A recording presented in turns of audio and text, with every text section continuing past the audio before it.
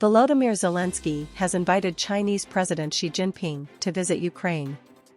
His proposal comes after Mr. Xi flew to Moscow but stopped short of announcing any overt support for Russia's invasion.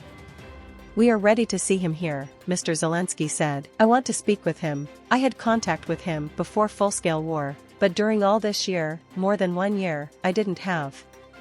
The Ukrainian president suggested Mr. Putin's decision to move tactical nuclear weapons to Belarus was an attempt to deflect from the fact the Chinese leader's visit did not go as he had hoped. Moscow is set to build a nuclear weapons storage facility in Belarus, its foreign ministry confirmed yesterday. Mr. Zelenskyy called the Russian leader an informationally isolated person who had lost everything over the war. For his part, Vladimir Putin said the move was in response to the UK's decision to provide more depleted uranium munition to Ukraine. Ukraine's president also explains why Ukraine is fighting so hard for Bakhmut. Bakhmut has been the focus of months of attrition in eastern Ukraine, with both Russia and Ukraine claiming to have inflicted heavy casualties. Despite some military analysts suggesting the city is strategically insignificant, defeat there could force Volodymyr Zelenskyy to make compromises with Vladimir Putin.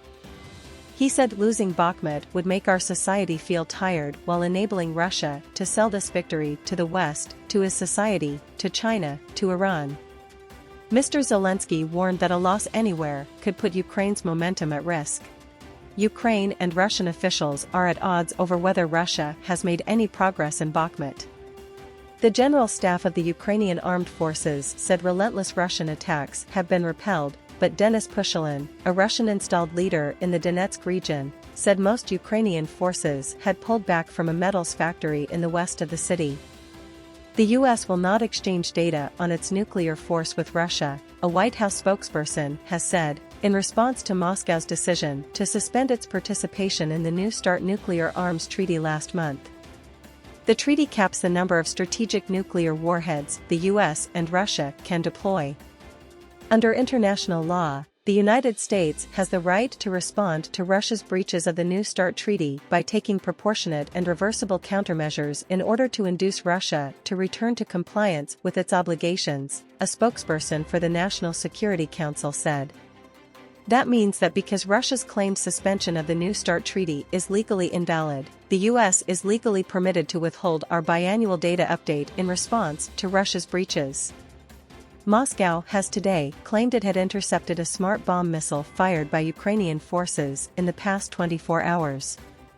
This is reportedly the first time a ground-launched small-diameter bomb GLSDB had been spotted by the Russian Defense Ministry. These guided missiles, nicknamed a smart bomb, were sent to Ukraine by the U.S. at the start of the year. Emergency electricity shutdowns have been imposed across Ukraine due to bad weather and Russian strikes on the front lines. The blackouts follow an improvement in electricity supplies across Ukraine in recent weeks, in what officials have hailed as a victory in their battle to restore power. The grid operator, Ukrenergo, said storms, wind, snow and rain in 7 regions of western Ukraine and in the southern region of Odessa had resulted in blackouts for consumers. It said electricity distribution networks in the Kharkiv region in the northeast, Zaporizhia in the southeast and Kherson in the south had been damaged during recent shelling. Ukrenergo said it was maintaining limits on electricity consumption in the central Zhytomyr region because of damage to the network during Russian attacks this month. Explosions were heard in the Russian-occupied city of Melitopol in Zaporizhia Oblast early in the morning of March 28, exiled Mayor Ivan Fedorov reported. Several explosions are heard at once in all areas of the city, Fedorov wrote, adding that we are waiting for details from the General Staff of Ukraine's armed forces. A collaborator and one of the top proxies installed by Moscow in the occupied parts of Zaporizhia Oblast, Vladimir Rogov, also reported a Ukrainian strike on the city that allegedly hit a railway depot,